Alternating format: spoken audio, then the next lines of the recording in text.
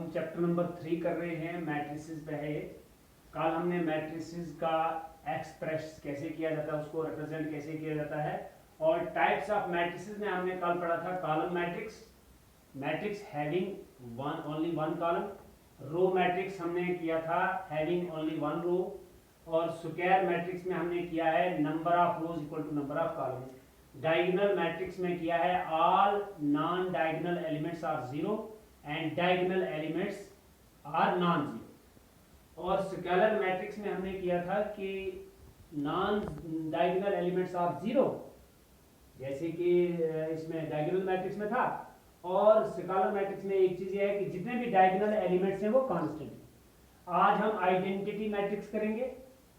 ये 6th type of matrix है और आइडेंटिटी मैट्रिक्स का ज्यादा इस्तेमाल किया जाता है आगे जब आप क्वेश्चन सॉल्व करोगे।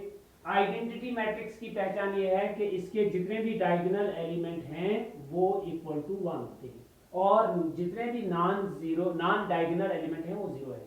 मीन्स अगर आप a लिखेंगे इज इक्वल टू ऐसा चलेगा 1 0 0 0 1 0 और 0 0 1। आइडेंटिटी मैट्रिक्स इसको बोलते हैं। आप इसको ऐसे भी लिख सकते हो a is equal to A i जे, ठीक है। ए आई जे जो है वो इज इक्वल टू 0 है when i is not equal to j, okay. और ए आई जे एलिमेंट जो है इक्वल टू 1 है when i is equal to j, ठीक है, for all i and j। तो ये आपका हो गया आइडेंटिटी मैट्रिक्स।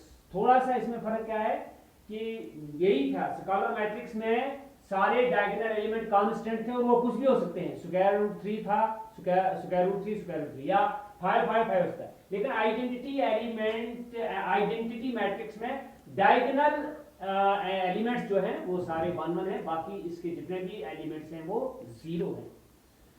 और इसको फिर लिखने का भी एक और तरीका है, इसको i भी लिखते हैं। इसको रिप्रेजेंट किससे करते हैं? i से।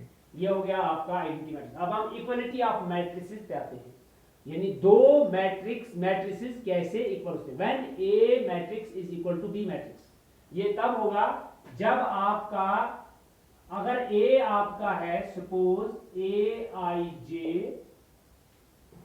एम क्रॉस एन और बी भी है आपका B i j m cross n, और A i j is equal to B i j for all i and जे।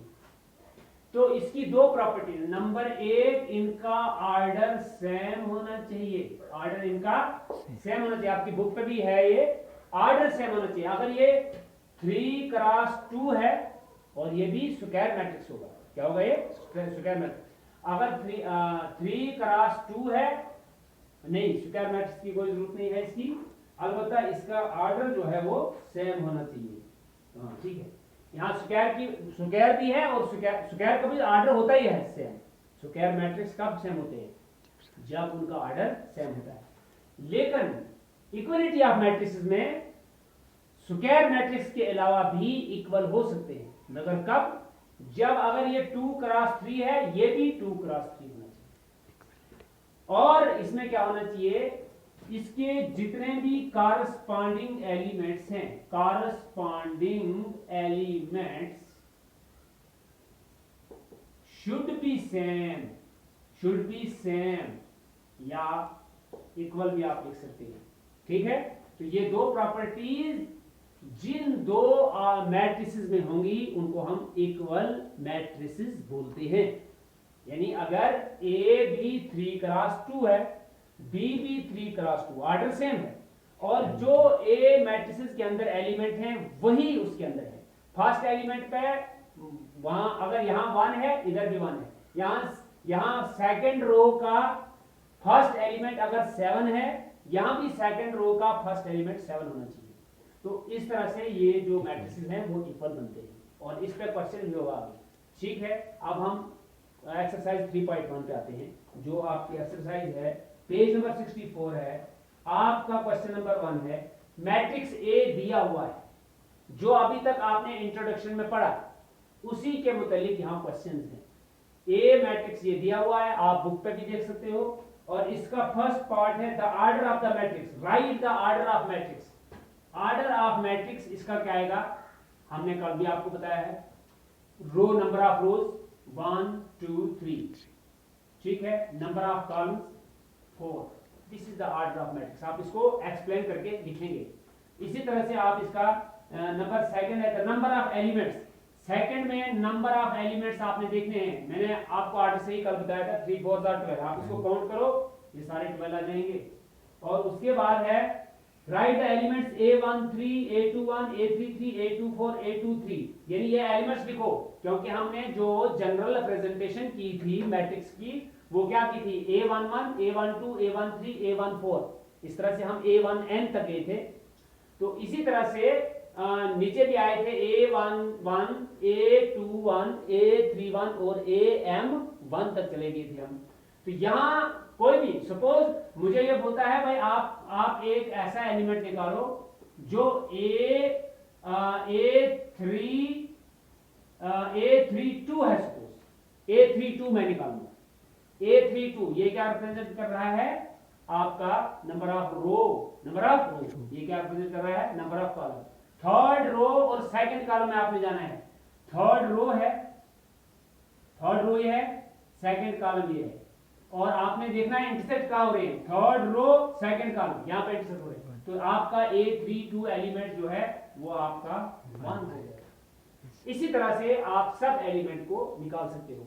मुझे कहेगा आप मुझे बताओ A12 पे कौन है, A12 का मसला है first row second column, first row second column 5 है A12, इस तरह से ये हो जाएगा। इस तरह से आपका फिर है question number 2, if A matrix has 24 elements, 24 elements हैं, यहां कितने एलिमेंट्स थे, 12, यहां आप जो मेरे पास मैट्रिक्स है इसको एलिमेंट कितने हैं, 24।